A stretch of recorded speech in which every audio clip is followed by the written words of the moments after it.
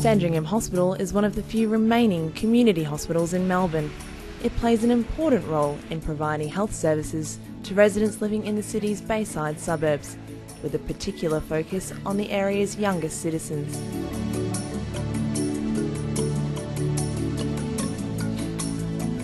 In 2007, the hospital opened a 6-cot special care nursery for premature newborns that were too small or sick to go home after birth. The additional service meant parents didn't have to travel into the city to spend time with their babies, giving them better access and more time to bond with their newborn. Sandringham's maternity units are low to moderate risk maternity unit, which means that it sort of identifies the patients we should and shouldn't care for here. We do approximately 1,200 births a year, and so one of those risk factors that we don't have are anything under 34-week pregnancy. So that means our nursery is a level 2 nursery, and so most of our babies should be 34 weeks or older. In 2009, Sarah Golding gave birth to her son 7 weeks early. Little Benjamin had to undertake an extended stay in hospital before he could go home for the first time. Yeah, because he was premature, he had to stay in the nursery. And I live locally just here in Hyatt, and it was much easier for us to be able to have Benjamin close to home, so they transferred him from Monash to the nursery here at Sandringham, which was great to know. He was only a couple of minutes down the road, so he stayed in here for 4 weeks until he was sort of big enough and strong enough to come home. The hospital has now extended its nursery to include a special space for the siblings and extended family of premature babies to bond. And our nursery is a 4 to 6 bed unit. It's only running at a 4-bed unit, or 4-cot unit I should say. At the moment we're hoping to get up to 6 cots, and now we have this fantastic parent room. And all of this has been made possible thanks to the Sandringham, Beaumaris, Hyatt, Parkdale and Mentone East Community Bank branches and the Cheltenham branch of Bendigo Bank,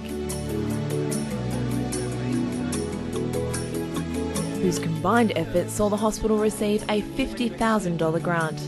I'll hand you this money to cover the costs for the Bendigo, the Community Bank family room. Thank you very much.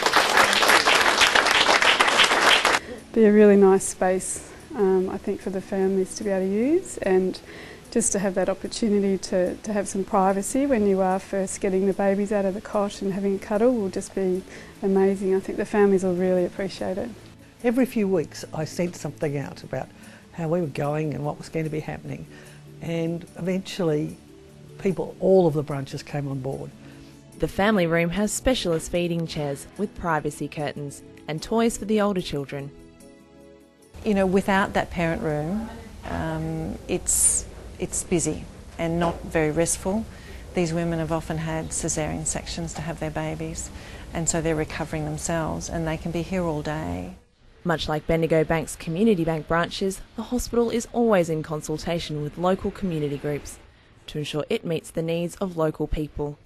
Being able to work with a group like the Bendigo Bank has really been fantastic for us, because it's not just individuals but a collective group, and it represents a whole range of our community as well, which is really important for us here at Sandringham, because we don't deal with just one group of people. We really cover from the newborn through to the elderly, as far as their care is concerned. So it's good to be able to get a range of people involved in raising funds for the organisation.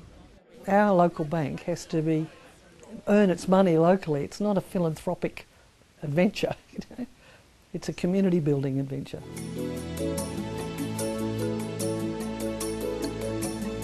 The mothers were thrilled to use it, and you have happier mothers, calmer babies. It makes a big difference.